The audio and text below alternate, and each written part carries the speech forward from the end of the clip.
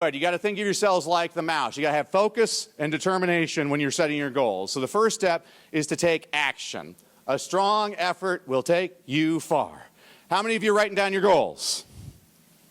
People that write down goals are much more likely to accomplish their goals than people who are not writing their goals. Here, raise your hand if you're lazy. Wow, those of you not raising your hands, you're really lazy. All right. You have to remember, it's the little things that matter. There's a ripple effect to everything that you do. Motivation's what gets you started, but it's habit that keeps you going. That's the first step.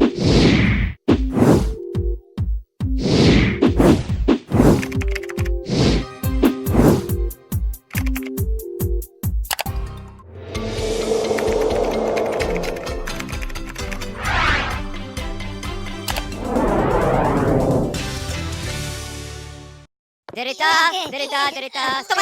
Mo kare. Hop. Don't move.